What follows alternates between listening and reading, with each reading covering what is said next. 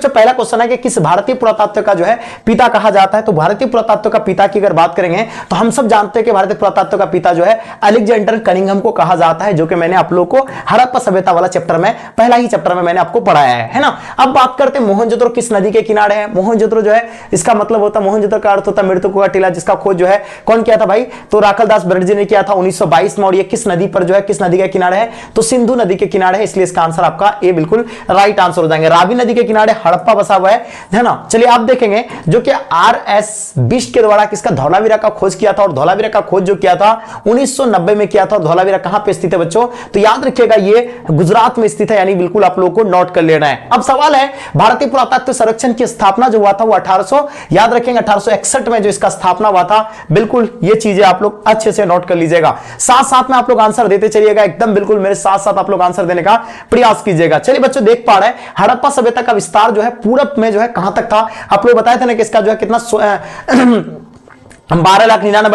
12,99,600 वर्ग किलोमीटर में पूरे के पूरे जो है सभ्यता फैला हुआ। पूरब में जो है आलमगीरपुर तक जो है ये पूरी की पूरी सभ्यता फैली हुई है पूरब में। तो याद रखिएगा इसका आंसर आप लोग का बच्चों ऑप्शन डी हो जाएंगे, महाजनपदों का उदय। यानी टोटल हम लोग महाजनपद भी पढ़े थे कि टोटल महाजनपद 16 है, उसमें सबसे शक्तिशाली महाजनपद मगध है। अब ये जो उदय हुआ था 6वीं शताब्दी ईस्वी पूर्व में हुआ था, ये चीजें आप लोग नोट कर लीजिएगा। अब देखेंगे बच्चों क्या है, गणतांत्रिक व्यवस्था किस महाजनपद में था भाई, गणतांत्रिक है ना, अगर व्यवस्था की बात करेंगे भाई तो ये वजीज में था। इसका आंसर आप लोग का वजीज, यानी ऑप्शन आप लोग का बच्चों डी बिल्कुल राइट आंसर हो जाएंगे। अब देख पा रहे बिंबिसार का संबंध किस वंश से था, बिंबिसार जो कि हड़यक वंश से था, ये आप लोग नोट कर लीजिएगा। इसका आंसर आपका सी राइट आंसर हो जाएगा। और बिंबिसार जो है पहला शासक था मगध साम्राज्य का, ये आपको मगध महाजनपद का, ये आप लोग नोट कर लीजिएगा। अब देखिए इंडिका जो ग्रंथ है भाई कौन लिखा है, तो ये मैगस्थनीज के द्वारा लिखा गया है, जो कि ये चंद्रगुप्त मौर्य के दरबार में आए थे। सेल्यूकस का जो है क्या राजदूत बनकर के आया था, ये भी आपको नोट कर लेना है। अब देखिए मौर्यकालीन गुहा अभिलेख जो है मिला था, ये अपना बिहार में मिला था। ये बच्चों आप लोग नोट कर लीजिएगा, अपना बिहार में, यानी इसका राइट आंसर हो जाएंगे। कलिंग युद्ध की भीषणता का उल्लेख अशोक ने किस अभिलेख में किया था, तो भाई कलिंग युद्ध के बारे में जो है 261 है ना, कलिंग युद्ध कब हुआ था, 261 ईस्वी पूर्व में हुआ था। और ये पता है 13वां शिलालेख में इसका उल्लेख मिला है, इसलिए इसका आंसर आपका सी राइट आंसर हो जाएंगे। अशोक का राज्यभिषेक, यानी अशोक जो गद्दी पर बैठा था कहां पे बैठा था भाई, तो पाटलिपुत्र में बैठा था। और ये मौर्य जो है मौर्य साम्राज्य का तीसरा शासक था। अपने स्वयं के है ना, अपने स्वयं के खर्चे से किसका, सुदर्शन जिला का जो मरम्मत करवाया था उसका नाम था रुद्रदमन था। बच्चों इनको आप लोग नोट कर लीजिएगा। अब देखिए सवाल है कि अष्टाध्यायी के बारे में, जो अष्टाध्यायी का लेखक है उसको हम लोग क्या कहते हैं भाई, उसको जानते हैं ना, अष्टाध्यायी के लेखक कौन है, पाणिनि है। ये चीज आप लोग नोट कर लीजिएगा। अर्थशास्त्र के लेखक आपका कौटिल्य हो जाएंगे। अब देखिए दक्कन में जो है मौर्य साम्राज्य के अवशेषों का जो है ना, अवशेषों पर जो है किसका उदय हुआ था भाई, तो ये सातवाहन काल के बारे में आप लोगों को पढ़ाए थे, सातवाहन काल। तो ये आप लोग इसका जो उदय हुआ था, यानी सातवाहन काल का ऑप्शन आप लोग का बच्चों सी राइट आंसर हो जाएंगे। अब देखिए संगम साहित्य की रचना जो है किस भाषा में हुआ भाई, तो संगम साहित्य की रचना की बात करते हैं तो ये आपका तेलुगु भाषा में हुआ था। ये चीज आप लोग नोट कर लीजिएगा। क्या हो जाएंगे बच्चों, तो ये आपका जो है है ना, सॉरी मतलब तेलुगु भाषा में आपको याद रखना है। चलिए तेलुगु नहीं तमिल भाषा हो जाएंगे। चलिए अब देखिए कोमुदु, याद रखिए क्या पूछा गया भाई, कोमुदु महोत्सव नामक नाटक की रचना जो है किसने किया था, तो ये आपका जो है ना वजीका जी के द्वारा किया था, विजक्का जी के द्वारा किया गया था। इनका आंसर आप लोग का सी राइट आंसर हो जाएंगे। किस शासक का काल गुप्त काल पर जो है चरम उत्कर्ष पर पहुंचा था, जैसे कि मुगल काल में हम लोग जानते हैं कि जहांगीर के काल में जो है चरम उत्कर्ष पर पहुंचा था, उसी तरह जो है ना मौर्य काल की अगर बात करें भाई तो चंद्रगुप्त मौर्य के शासनकाल में जो है चंद्रगुप्त द्वितीय के शासनकाल, जिसको जो है विक्रमादित्य की उपाधि मिला था, इसी के शासनकाल में हुआ था। अब देखिए महरौली का जो लोह स्तंभ जो कि कहां पे स्थित है भाई, तो दिल्ली में स्थित है। कहां पे स्थित है, तो दिल्ली में स्थित, आपको पता है ना, जो कि पिटावा लोहा का बना हुआ है। और ये जो है गुप्त काल में हुआ था, और गुप्त काल को ही जो है स्वर्ण काल भी कहा जाता है, ये भी याद रखेंगे। अग्रहार जो अनुदान किसे दिया जाता था, यानी जो अग्रहार जो अनुदान देते थे वो ब्राह्मण को देते थे भाई, तो इसका आंसर आपको आप ब्राह्मण बिल्कुल करेक्ट आंसर होंगे। चलिए आगे देखिए सवाल है कि ऋग्वेद का रचना काल क्या था भाई, तो याद रखिएगा ना ऋग्वेद का रचना जो है किस काल में हुआ था भाई, वेरी वेरी इंपॉर्टेंट क्वेश्चन है। हम सब जानते हैं कि ऋग्वेद की अगर काल की रचना की बात करेंगे तो 1500 से लेकर के 1000 ईस्वी, इसका आंसर आप लोगों का बिल्कुल ऑप्शन डी राइट आंसर हो जाएंगे। क्लियर, चलिए आगे देखते हुए चलेंगे। क्वेश्चन क्या कहता है आपका, अब सवाल है कि आजीविक है ना संप्रदाय के संस्थापक कौन थे भाई, तो मखली गोशाल। ये चीजें आप लोग नोट कर लीजिएगा, ऑप्शन आपका बी बच्चों बिल्कुल राइट आंसर हो जाएंगे। आजीविक संप्रदाय के संस्थापक कौन है, मखली गोशाल। महावीर ने अपना पहला उपदेश कहां दिया था, जैसे कि आपको पता है महावीर स्वामी ने जो है पहला उपदेश जो है राजगृह में दिया था, और उसी तरह पहला उपदेश कौन दिया था, गौतम बुद्ध ने जो है कहां, है ना सारनाथ में दिया था। अब देखेंगे बच्चों क्वेश्चन क्या है, बौद्ध संघ ने नियमों का उल्लेख जो है किस ग्रंथ में किया है, तो भाई वो विनय पिटक है ना, पिटक में किया है ना। ये अगर कोई भी पिटक के बारे में पूछे पूछेंगे है ना, सुत पिटक है ना, त्रिपिटक या है ना विनय पिटक, कोई भी धर्म के बारे में, संबंध के बारे में पूछेंगे तो आपका जो है बौद्ध धर्म से ही होगा। मंदिर निर्माण की उत्तर भारतीय शैली जो कौन सा था भाई, तो वहां का जो भारतीय शैली की जो है ना, अगर शैली की बात करेंगे भाई तो नगर शैली था, ये आप लोग नोट कर लीजिएगा। अलग है ना, अल बरूनी जो कि भारत आया था, जिसका ग्रंथ था तहकीक हिंद, किताबुल हिंद एक ही चीज है, और वो कब आया था भाई, 11वीं शताब्दी में आए थे, इनको आप लोग नोट कर लीजिएगा।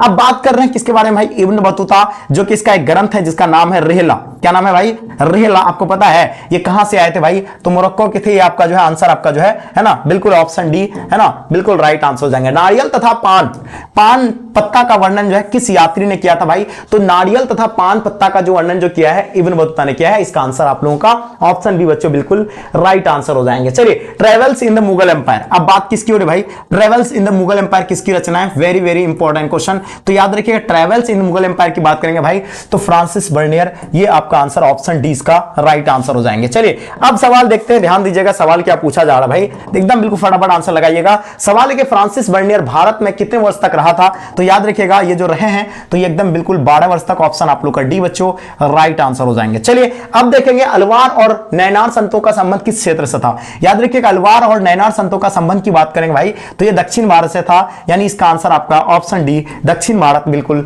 राइट आंसर हो जाएंगे। अब बात करते हैं भक्त की निर्गुण परंपरा। याद रखिए, भक्ति की निर्गुण परंपरा का आरंभ जो है उत्तर भारत में किसने किया था, तो कबीर के द्वारा किया गया था। ये आप लोग याद रखेंगे, कबीर भी था, सॉरी मतलब कबीर भी था और गुरु नानक भी, ठीक है। तो इसका आंसर आप लोग बिल्कुल डी लगाइएगा। चलिए अब देखेंगे कश्फ उल महबूब ग्रंथ। याद रखिए क्या बात कर रहे हैं हम लोग, कश्फ उल महजूब ग्रंथ के लेखक कौन आ जाएंगे, तो अबुल हसन अल हाजरी, बिल्कुल ये आप लोग जो है हाजबीरी, बिल्कुल इसका सही आंसर हो जाएंगे। चिश्ती सिलसिला का जो आपको संस्थापक कौन है भाई, ख्वाजा मोइन चिश्ती। और चिश्ती सिलसिला का जो है ना दक्षिण भारत में जो है किसने किया था, तो गेसुजाराज की भी किया था और शेख है ना क्या हो जाएंगे बहानुद्दीन भी किया था। इसका आंसर आप लोग का ऑप्शन डी बच्चों बिल्कुल नोट कर लीजिएगा, ठीक है। चलिए जितने सारे बच्चे लगा रहे हैं आप सभी का आंसर बच्चों बिल्कुल परफेक्ट है। विट्ठल मंदिर कहां पे स्थित है भाई, याद रखिएगा विट्ठल मंदिर की बात कर रहे हैं तो विट्ठल मंदिर जो आपका हम्पी में है। पता है हम्पी से पहले इसका नाम क्या हुआ करता था, तो आपको पता ही होगा विजयनगर हुआ करता था। क्या नाम हुआ करता था भाई, विजयनगर। और विजयनगर जो है किस दोस्तों अगर किस नाम से जाना गया भाई, तो हम्पी के नाम से जाना गया, ये तो आप लोग को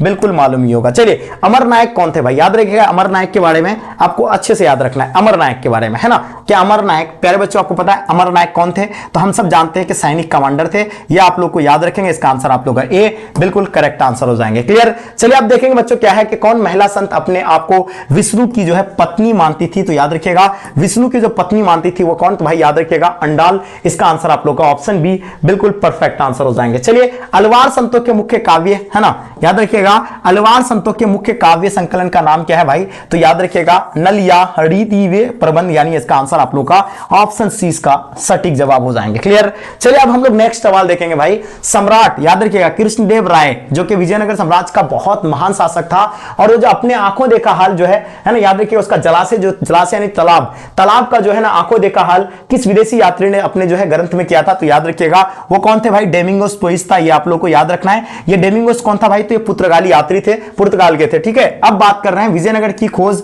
और इसकी पहचान हम्पी के साथ करने का श्रेय किससे प्राप्त जाता है, तो कॉलिन मैकेंजी को जाता है। और पता है विजयनगर साम्राज्य का स्थापना भी मैंने आपको बता दिया 1336 में किया था, किसके द्वारा, हरिहर और बुक्का दोनों भाई ने इसको जो है किया था, ये आपको याद रखना है, ठीक है। चलिए शेख आजाद सरहिंदी द्वारा जो है लिखे गए पत्रों का संग्रह कौन है भाई, तो उसका नाम है मकतूबात ए इमाम रब्बानी। तो इसका आंसर आप लोग का भाई सी राइट आंसर हो जाएंगे। नक्शबंदी सिलसिला के संस्थापक कौन था भाई, तो ख्वाजा मोहम्मद बकीबिल्लाह, ये आप लोग याद रखिएगा, ऑप्शन बी इसका राइट आंसर हो जाएंगे। तालीकोटा का युद्ध कब हुआ था, बिल्कुल नोट कर लीजिएगा, तालीकोटा का युद्ध की बात करेंगे भाई 1565, इसका आंसर आप लोगों का बिल्कुल ऑप्शन सी राइट आंसर हो जाएंगे। चलिए अब देखिए अलवार साहित्य की रचना किस भाषा में हुआ है, तो अलवार साहित्य की बात करेंगे है ना। अलवार के मानने वाले भाई कौन थे भाई, अंडाल थे, आपको पता ही होगा। विष्णु को जो है पूछते थे, और ये आप पता ही होगा आपका तमिल होगा, ऑप्शन आप लोग का बिल्कुल राइट आंसर हो जाएंगे। चिश्ती सिलसिला के संस्थापक जो कि मैंने आप लोग को बताया, चिश्ती सिलसिला के संस्थापक कौन है भाई, तो बिल्कुल याद रखिए ख्वाजा मोइनुद्दीन चिश्ती, जो कि दरगाह कहां पे, इसका अगर दरगाह की बात करेंगे भाई तो इसका दरगाह कहां पे है, अजमेर में है, ये भी चीज आपको मैंने बताया है, ठीक है। चलिए अब देखेंगे, याद रखिएगा सवाल क्या पूछा गया है। सवाल है कि आपका आईन अकबरी की रचना किस भाषा में हुआ है। सबको पता है कि आईन अकबरी की बात करेंगे भाई तो ये किसके द्वारा लिखा गया है, सबसे पहले तो ये आपको पता है अबुल फजल के द्वारा लिखा गया है। और ये पता है आप लोगों को क्या मैंने बताया ये किस भाषा में लिखा गया है भाई, तो फारसी भाषा में। और ऐनक बड़ी कितने भागों में व्यक्त है, ये 5 भागों में। इसके अनुसार अगर भूमि की बात करें भाई, भूमि को कितने भागों में बांटा गया है, तो भूमि को जो इसके अनुसार 4 भागों में बांटा गया है, ये आपको याद रखना है, ठीक है। और ये ऐनक बड़ी तीसरा भाग है अकबरनामा का, ठीक है। अब देखिए भाई, मुगल काल में किस विदेशी यात्री ने भ्रमण किया था, तो वो जो है राइफल्स पीच भी था, पीटर मुंडी भी था, राल्फ पिच भी था, विलियम हॉकिंस भी था। तो ये आपका जो है सभी के सभी हो जाएंगे। ऑप्शन डी बच्चों इसका राइट आंसर हो जाएंगे। किस मुगल शासक ने रेहट की, है ना, रेहट की बनावट और इससे सिंचाई का वर्णन किया था, तो याद रखिएगा बाबर। ये आप लोग नोट कर लीजिएगा, ठीक है। चलिए आगे देखते हैं, मुगल प्रशासन में राजस्व विभाग का प्रधान कौन था भाई, तो याद रखिएगा जो प्रधान होते थे उसको कहते थे दीवान अशरफ कहते थे। क्या कहते थे भाई, दीवान ए अशरफ कहते थे। इसका मतलब होता है भूमि विभाग का जो अध्यक्ष होता है इसी को कहते हैं अशरफ, यानी भूमि विभाग का अध्यक्ष को कहा जाता है, भूमि विभाग का अध्यक्ष को कहा जाता है, विभाग का अध्यक्ष को कहा जाता है, जो कि 1582 में इसको जो है नियुक्त किया गया था। किसके द्वारा भाई, तो ये जो है अकबर के द्वारा नियुक्त किया गया था। किसको, टोडरमल को, ठीक है। तो ये आप लोग बिल्कुल नोट कर लीजिएगा। चलिए अब देखिए, विद्वान, है ना, याद रखिए विद्वान जो एवं धार्मिक व्यक्तियों को दिया जाने वाला जो है दान कहलाता था। क्या कहलाता था भाई, तो उसको जो है मदद, है ना, गोश्त कहलाते थे। आपको नोट कर लेना है। अब देखिए खानवा का युद्ध किसके किसके बीच लड़ा गया था, तो हम सब जानते हैं कि खानवा का युद्ध किसके बीच लड़ा गया था भाई, तो बाबर और राणा सांगा के बीच लड़ा गया था। इसका नोट कर लीजिएगा। अब खानवा का युद्ध कब हुआ था, तो याद रखिएगा 1529 में जो है खानवा का युद्ध हुआ है। ये चीजें आप लोग नोट कर लीजिए। आगे देखते हैं बच्चों, हुमायूं के लेखक कौन थे भाई, तो हुमायूं के लेखक आपको पता होना चाहिए। हुमायूं के लेखक जो है कौन हो जाएंगे, गुलबदन बेगम। बच्चों इनको आप लोग नोट कर लीजिए। किसके आग्रह पर लिखा था, तो अकबर के आग्रह पर हुमायूं लिखा गया था, है ना, ये आपको नोट करना है। पानीपत के प्रथम लड़ाई के द्वारा भारत में किसके शासन की शुरुआत हुआ था, तो याद रखिए 1526 में पानीपत का पहला युद्ध हुआ था, जिसमें जो है ना, किसने, बाबर ने जो है किसको हराया था, इब्राहिम लोदी को हरा करके मुगल वंश का नींव रखा था, ठीक है। तो इसका आंसर आप लोगों का ऑप्शन ए बिल्कुल सही है। 1540 नहीं, 1539 होगा, यहां थोड़ा मिस कर दिया। 1539 से 40 दिया हुआ रहता है, जो कि कन्नौज नहीं, आपका जो है चौसा का युद्ध होगा, है ना। चौसा का युद्ध किसके किसके बीच हुआ था भाई, तो हुमायूं और किसके बीच हुआ था भाई, शेरशाह सूरी के बीच हुआ था। इसलिए इसका आंसर आपका बी हो जाएंगे, यानी कि शेरशाह सूरी ने हुमायूं को हरा दिया था इस टाइम पे, ठीक है। अब देखिए, जिसको हम लोग जीटी रोड कहते हैं, यानी ग्रैंड ट्रंक रोड, यानी इसी को कहा जाता है जीटी रोड, यानी जीटी रोड का निर्माण कौन किया था भाई, तो याद रखिएगा शेरशाह सूरी, है ना, जो कि आपको पता होगा ना, चौसा के युद्ध में हुमायूं को हरा करके गद्दी पर बैठा था और ये जीटी रोड का निर्माण किया था, और है ना, भूमि वगैरह में भी जो अच्छा खासा सुधार कर लिया था, ठीक है।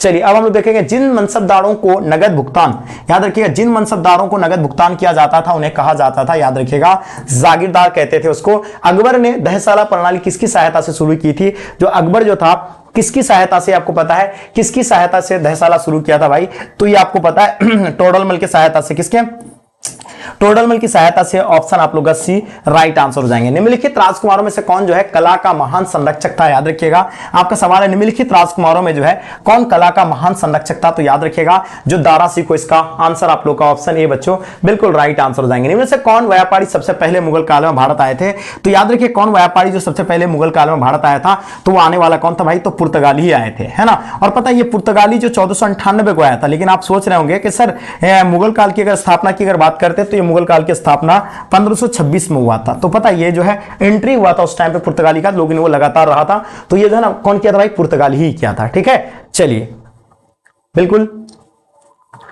बिल्कुल अच्छे से लगाते चलिए, बिल्कुल अच्छे से लगाते चल रहे हैं, कोई बात नहीं भाई, अच्छे से आप लोग आंसर दे रहे हैं, बहुत खुशी की बात है, एकदम नोट करते हुए चलेंगे, मजा आ रहा है एकदम। प्लासी का युद्ध कब हुआ था, हम सब जानते हैं प्लासी का युद्ध के बारे में, आपको पता प्लासी का युद्ध कब हुआ था, 1757 में जो है प्लासी का युद्ध हुआ था, ये आप लोग को नोट कर लेना है। और किसके किसके बीच हुआ था भाई, बंगाल का नवाब, है ना, बंगाल का नवाब कौन, सिराजुद्दौला, और किसके बीच, अंग्रेजों के बीच लड़ा गया था, ये आपको याद रखना है। अब सवाल है कि भाई किस प्रदेश में सबसे पहले औपनिवेशिक, तो याद रखिएगा औपनिवेश शासन जो स्थापना था बंगाल में, सबसे पहले बंगाल में।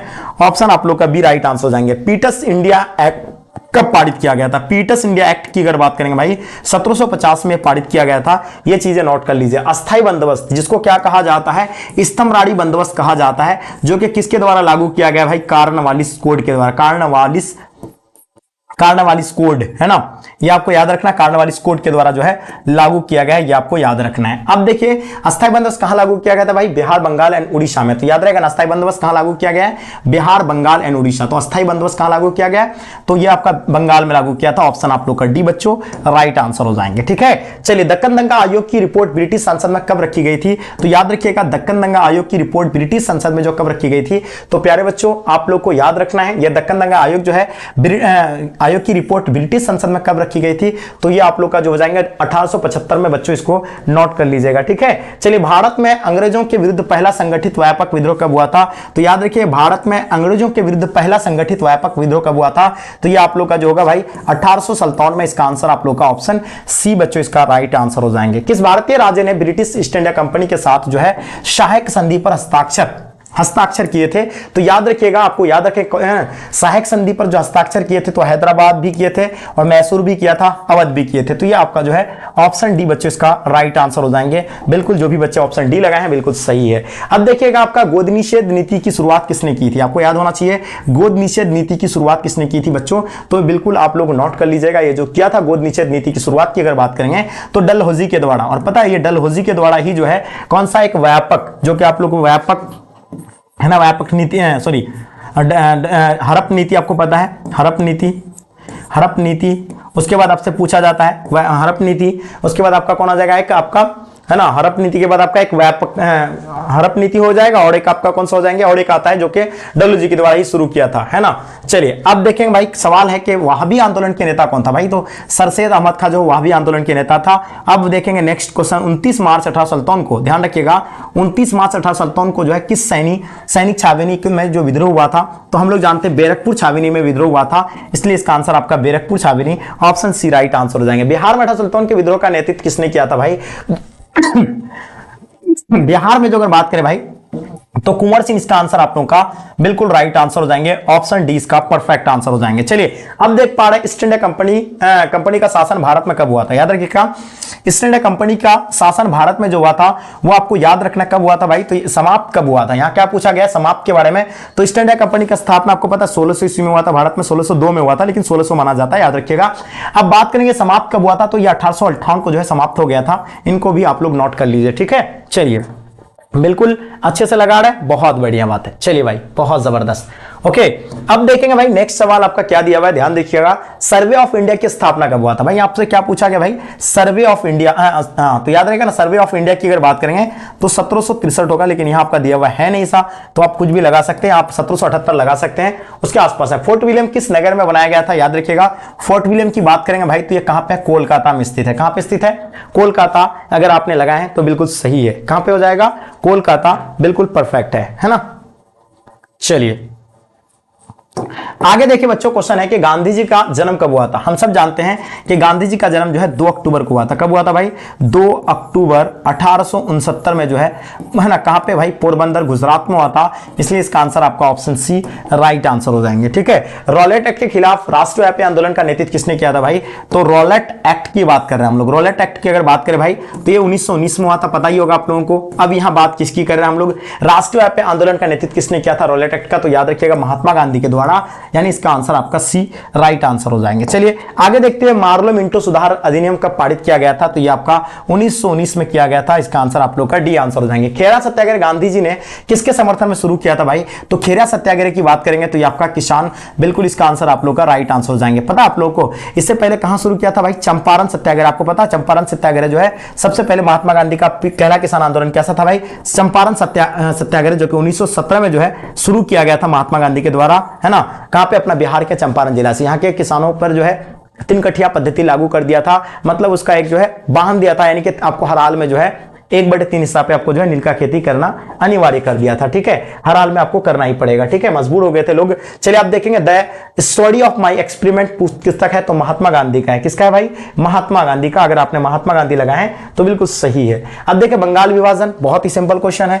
बंगाल विभाजन कब हुआ है? तो ये 1905 में हुआ है ना। चलिए आगे देखिए, चरमपंथी नेता कौन था? एक देखिएगा, आपको पता है मैंने आप लोगों को बताया था नरम दल एवं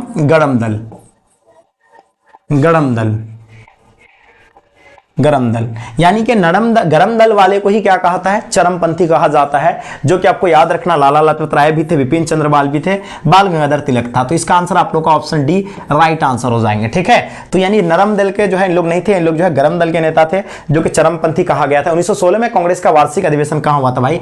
तो याद रखिए 1916 में जो है कांग्रेस का जो वार्षिक अधिवेशन हुआ था वो कहां भाई? लखनऊ में हुआ था। कहां पे हुआ था? लखनऊ में हुआ था। इसका आंसर आपका जो है बिल्कुल सही है। असहयोग आंदोलन किस वर्ष शुरू हुआ था? असहयोग आंदोलन जो कि महात्मा गांधी के द्वारा शुरू किया गया था, और ये कब यानी शुरू किया गया था भाई 1920 में। इसका उद्देश्य था विदेशी चीजों का क्या करना था भाई, बहिष्कार करना था, है ना। चलिए बिल्कुल याद रहेगा ना आप लोग को, बिल्कुल नोट कर लीजिएगा, बहुत बढ़िया। आगे देखेंगे, सवाल है कि चौरी चौरा का संबंध किस राज्य से। देखिए चौरी चौरा कांड हुआ था जो कि आपको पता कब हुआ था, 1922 में जो है, फरवरी 1922 में जो चौरी चौरा कांड हुआ था।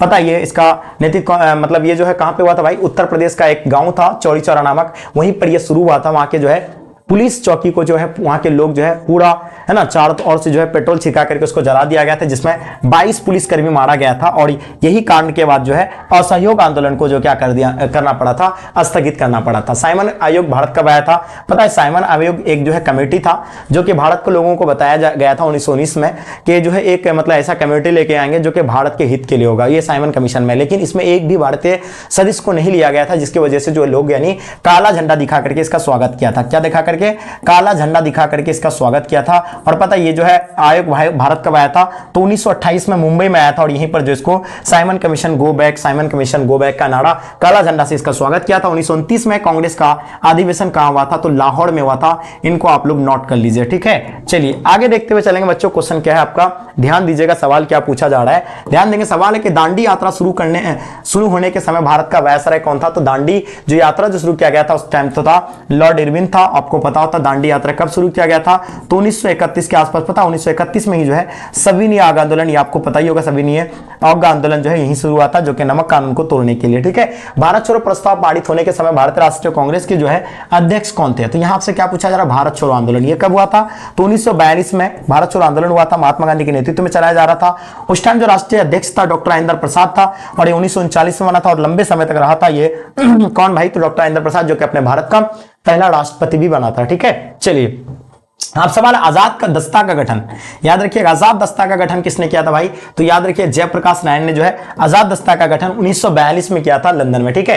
अब देखिए निम्नलिखित में से कौन जो महात्मा गांधी द्वारा शुरू किया गया पहला जन आंदोलन था। तो महात्मा गांधी जन मतलब लोग, पहला महात्मा गांधी का पहला जन आंदोलन था, उसका नाम था पता आप लोग को कौन सा, एकदम बिल्कुल नोट कर लीजिएगा बच्चों, सभी बच्चों को नोट कर लेना है। जन आंदोलन जो था उसका नाम था असहयोग आंदोलन, जो कि असहयोग आंदोलन कब हुआ था, 1920 में हुआ था। महात्मा गांधी के द्वारा शुरू किया गया पहला आंदोलन था असहयोग आंदोलन। निम्नलिखित में से जो है किसे जो है फ्रंटियर ऑफ गांधी यानी कि सीमांत गांधी के नाम से किसे जाना जाता है, तो याद रखिएगा खान अब्दुल गफ्फार खान को जो है सीमांत गांधी के नाम से जाना जाता है। चलिए आगे देखते हुए चलेंगे, 1932 में सांप्रदायिक पंचायत की घोषणा किसने की थी, याद रहेगा 1932 में सांप्रदायिक पंचायत की घोषणा किसने किया था भाई, तो याद रखिएगा आपको पता होना चाहिए 1932 में सांप्रदायिक पंचायत की घोषणा की अगर बात करेंगे तो ये आपका जो है ना रैमसे मैकडोनाल्ड, यानी ऑप्शन आप लोग का डी बच्चों राइट आंसर हो जाएंगे। चलिए बंगाल के विभाजन की घोषणा किस वर्ष हुआ था, हम सब जानते हैं बंगाल विभाजन की अगर बात करें तो भाई बंगाल विभाजन है ना कब हुआ था, तो याद रखेंगे 1900, बंगाल विभाजन 1916 में हुआ था, सॉरी 1905 में हुआ था। ये तो आपको पढ़ा ही दिया यार, बंगाल विभाजन के बारे में तो आपको पता ही दिया कि 1905 में हुआ था। ये क्वेश्चन डबल हो गया है, रिपीटेड क्वेश्चन है। मुंडा विद्रोह का नेता कौन था भाई, तो बिरसा मुंडा, एकदम सिंपल क्वेश्चन है ना। ईस्ट इंडिया कंपनी को बंगाल के दीवान किसने प्रदान कराया था, तो शाह आलम द्वितीय के द्वारा कराया था। ये आप लोग नोट कर लीजिएगा, ऑप्शन सी राइट आंसर हो जाएंगे। चलिए आगे देखिए सवाल है आपका, क्या है स्वराज दल के प्रथम अध्यक्ष कौन थे भाई, तो स्वराज दल जो कि हम लोग जानते हैं चित्तरंजन दास और मोतीलाल नेहरू, ये आप लगा सकते हैं, जो कि दोनों थे है ना। चलिए चित्तरंजन दास और मोतीलाल नेहरू। 1939 में त्रिपुरा अधिवेशन का अध्यक्ष जो है किसे चुना गया था, तो ये जो है ना 1940 में जो है ना सुभाष चंद्र बोस ही थे। उसके बाद 1939 में जो है सुभाष चंद्र बोस छोड़ा था और किसको बनाया था, फिर डॉक्टर राजेंद्र प्रसाद को बनाया गया था, ठीक है। तो ये आपको याद होनी चाहिए। चलिए खुशबू मैं 77 नंबर क्वेश्चन को देख लूंगा, आप निश्चिंत रहिए, ठीक है। चलिए अब सवाल क्या पूछा बच्चों, ध्यान दीजिएगा। सवाल क्या पूछा है कि संविधान सभा के अध्यक्ष कौन थे भाई, देखिएगा आपको पूछा गया है संविधान सभा, चाहे पूछा जाता है आपका अस्थायी अध्यक्ष पूछा जाएगा या आपका संविधान सभा पूछा जाएगा, है ना। तो बिल्कुल याद होना चाहिए, संविधान सभा पूछा जाए या अस्थायी अध्यक्ष पूछा जाए तो बिल्कुल आपका क्या आंसर हो जाएंगे भाई, तो इसका जो है आप लोग को बिल्कुल नोट कर लेना है। इसका आंसर आपका डॉक्टर है ना राजेंद्र प्रसाद जो है अस्थायी अध्यक्ष होंगे या अध्यक्ष होंगे, ठीक है। चलिए आगे देखिए क्या है, दिल्ली चलो का नारा कौन दिया था, तो बिल्कुल आपको दिल्ली चलो के बारे में आपको बताना चाहिए। दिल्ली चलो का नारा सुभाष चंद्र बोस के द्वारा दिया गया था, इनको आप लोग नोट कर लीजिए। संविधान सभा के कुल कितने सदस्य थे भाई, तो संविधान को बनाने में भी समय कितना लगा था, यह आपको बिल्कुल पता होना चाहिए। संविधान को बनाने में 2 वर्ष 11 माह 18 दिन लगा था, और इसमें कुल कितने सदस्य थे, तो 389 यानी 389 जो है सदस्य थे। इनका आंसर आपका डी हो जाएंगे। क्लियर, आप ये आप लोग